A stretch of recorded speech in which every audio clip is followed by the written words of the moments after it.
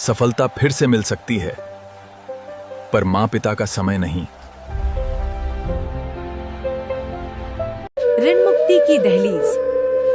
कृत्रिम प्रकाश का मोहभंग। संध्या का धुंधल का आकाश की आंखों में किसी पुरानी याद की तरह उतर आया था।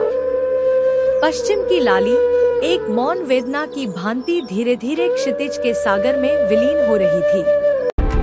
उस पार अमेरिका की गगनचुंबी इमारतों के बीच कांच से घिरे अपने शीतल कक्ष में विजय बैठा था।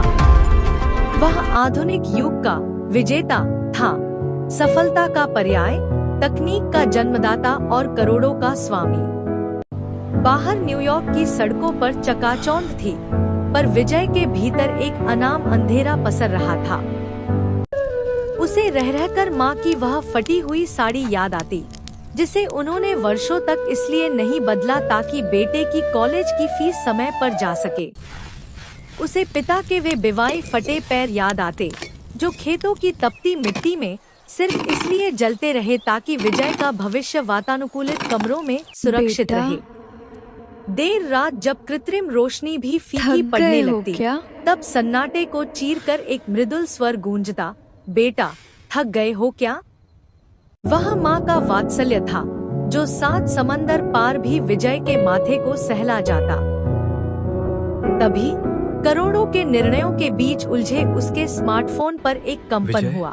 विजय। स्क्रीन पर चमकता हुआ शब्द था, पिता।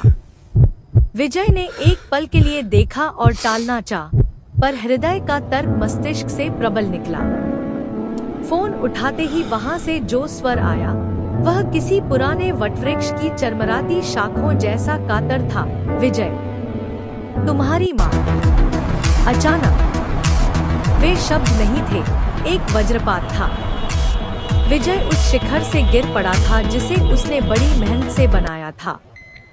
अस्पताल का वह श्वेत गलियारा निर्जीव और गंधहीन था। पिता कोने में बैठे थे, अश्रुहीन, शून्य, जैसे किसी ने उनके जीवन का सारा अर्थ ही निचोड़ लिया हो। विजय ने कांपते हाथों से द्वार खोला। बिस्तर पर मां निश्चल लेटी थी। उनके मुख पर एक ऐसी शांति थी जैसे उन्होंने अपने बेटे की सारी चिंताओं को स्वयं ओढ़ लिया हो। विजय ने उनका शीतल हाथ अपने हाथों में लिया, वही हाथ जिसने उसे चलना सिखाया।